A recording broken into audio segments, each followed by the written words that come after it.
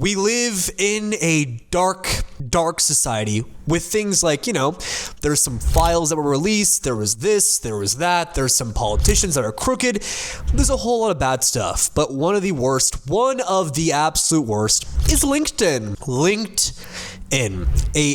A word, a phrase, a conjunction of words that scares the living soul out of every single human being, especially from the ages of, let's say, 17 to 24, especially that age. But it could be anyone. This little website, this app, this has ruined my life. It is the home of all fakeness, sadness, the need to, am I doing enough?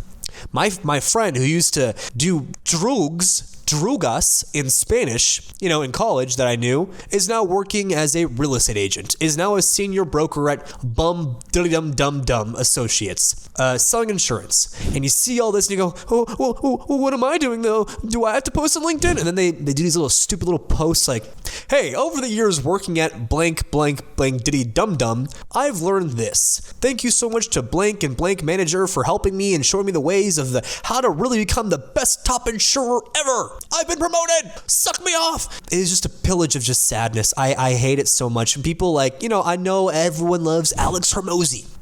Really gets you motivated. It says, I want you to work 16 hours a day and then buy my $15,000 course visit to Vegas where you can come chat with me. And I'm sure he's done some great things for entrepreneurs, but that's just the face I think of. When I think of LinkedIn, it makes me so sad. You might be thinking, oh, you're just a loser because you don't have a job. No, I have a job. I'm also in school. I also film videos for fun. It seems like it's just working against me. It makes me so depressed because you can also see the fakeness in it. I've been a victim of it myself. I have posted some things on there like, hey, I'd like to announce that I'm doing this. Over the past years, I've done this and that. And then, it's quite courageous. No one I know actually talks like that or talks about stuff like that or does stuff like that. No one talks like that. I know my friends that I see posts on LinkedIn. I'm like, why are you doing this, man? And I don't want to hate on anyone for, trying to get a job, trying to be better, trying to improve their life. I love that. My favorite quote of all time is the quote from A$AP Rocky where he said, how could you hate on someone for trying? And I'm not hating on the people using LinkedIn and trying to get a job. That's awesome. Proud of you. I've been there. I've done that. I've got some of my actual jobs from LinkedIn itself. It's helped me, but it just makes me sad. If I ever catch myself on LinkedIn, that's how I know I've lost it.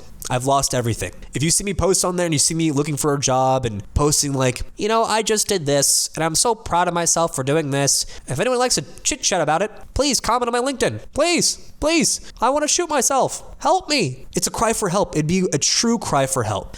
We don't have to be fake anymore. Why do we have to use this? Why? It's every time I see that name LinkedIn, I think, I feel pressure, I feel anxiety, I'm so anxious, I'm so scared. But it really does make me just upset. You know how if you're around people that remind you of something bad in your life, like when I go to school or when I see my friends or some classmates outside of school who they've done nothing wrong to me, just like LinkedIn has done nothing wrong to me at all. LinkedIn's only good, honestly.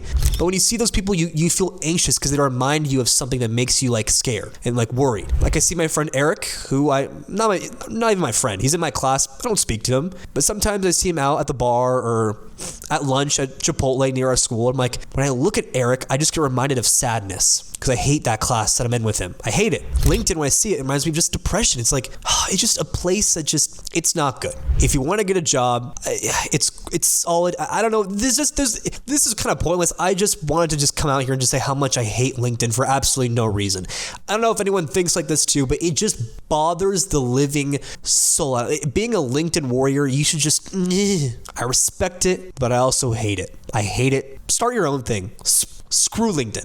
Theo Von, oh my God. I actually love Theo Von. And I know some people think, oh, he's MAGA, he's this, he's that. I don't care about the politics at all. I do not give a living rat's ass. Okay? Yes, bad things are happening. Yes, good things are happening. Yes, blah, blah, blah, blah, blah. Not about that. It's about Theo Von being quite comedic, making me chuckle.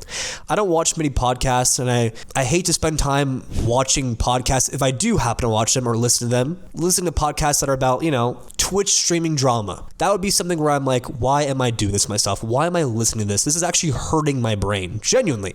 You know, Lacey did this. He broke up with this girl. Neon said what? But Theo Von's podcast can A, make you laugh, but B, when he gets like serious, when he talks about serious stuff and stops trying to make a joke at everything, he's actually, it definitely does actually contribute positively to your life. It makes you think about real world stuff differently. It makes you think, okay, if this goofy ass comedian with this beautiful accent is talking about something serious for once, you go, wait, this might be important to my life. Maybe I should listen. Maybe I can catch up on the news on this, or here's someone's actual genuine take about this. He was going viral right now for, you know, his talk with Joe Rogan, and people are saying, oh, Joe Rogan is compromised now by like the upper ups because Joe Rogan is like having a side with some certain groups and blah, blah, blah. And Theo Von was just putting on an absolute clinic of just speaking his own mind and not being censored and saying things he actually believes in and being serious for once. And it was awesome. It was awesome to hear someone's real perspective on big issues that aren't swayed. They aren't, you know, he's not being, you can tell he's genuinely being authentic and not being told what to say. And I never would have thought I would have liked Theo Von, but I genuinely laugh, but also get a serious take. If you want something to pass the time and you want to actually somehow learn from someone you probably shouldn't be learning from, but actually should actually be at the same time, Theo Von might be the way to go. A walking treadmill has been one of, if not the most popular items on Amazon right now. And I thought, why would I buy a walking treadmill?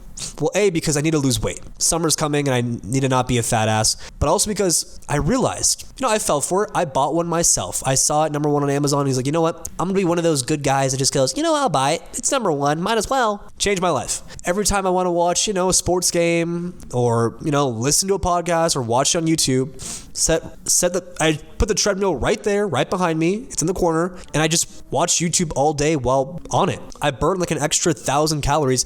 It might not seem like I'm losing weight, but I am shedding weight. That's a lie. I'm losing it fairly slow, but it's still working. And this walking treadmill, you know, I'm just gonna tell you, it has been trending for a reason. Finally, a product that actually was the best. It was $120 for something I use every day, and it assists me. Like, instead of, you know, sitting my fat ass down on the couch watching things now, I put it on the lowest speed, and I don't even realize I'm on it. I don't even know I'm on the treadmill while watching my favorite stuff. I even do homework and study while on it. And I never thought I could walk and also study and also learn things at the same time. But I feel like I am a treadmill now. It is the best purchase ever, and it deserves to be number one on Amazon right now for a reason. Steiny from Nelk has his own podcast, which is absurd, crazy. But then again, it goes to show that even someone who's as hated as this individual himself, people will listen to you. People will genuinely hate watch. And even if people hate watch, it still makes you money, gives you the attention you need, and allows you to promote the products that you're paid to promote. I mean, he promotes a bunch of like nicotine stuff and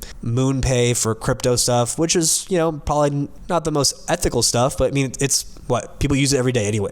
Might as well, right? And sometimes they do help you with focus. I don't know, it doesn't matter. But he is just an example of someone that gets clowned on by every single human being. Every celebrity hates him. Every person that meets him really doesn't like him. Every casual viewer hates him, but yet he still averages about 100,000 views every time he posts. And it goes to show, and it really is a true lesson, that even though you might be seen as annoying, even though you might suck as a person, put yourself out there. Even if people hate you, you're going to get paid regardless. Hate it or love it, you watch. So I'm not saying go watch Steiny, but I'm saying don't be afraid to be yourself and literally just do it. Do whatever you want to do, because if he can do it, anyone can do it. If he can average 100,000 views, anyone can. Anyone can. Kanye West fans are the scariest, most passionate fans I've ever seen. Remember one time this is 2 days ago, I said like, oh, I cannot imagine paying $1,500 or flying out from like bum hell nowhere to LA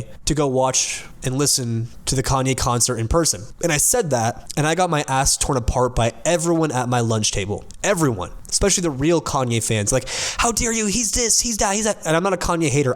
The music is actually, I hate to say it, but his music is genuinely life-changing. Some of the songs are actually life-changing. They are.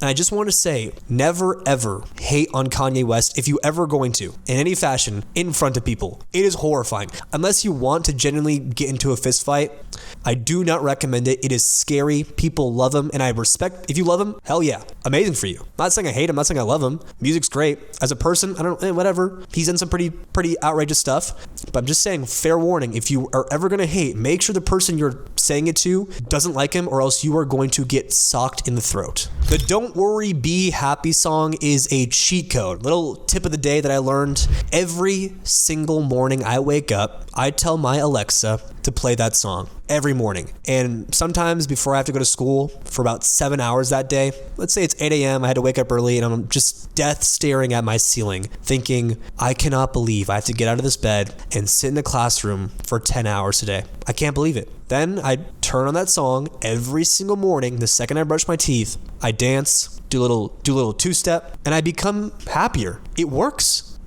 That song has really showed me the actual impact of music. I never really thought about how good music can be for you, how good certain songs can be for your life. That song has showed me that, you know what, things could be worse, and you just have to be happy with anything you go through, as corny as it may be. Even going to work for 8 hours at your poopy ass accounting job, or going to class that you hate, that song really does teach you are alive. Just enjoy it. Why not? You have to be there anyways. Might as well enjoy it.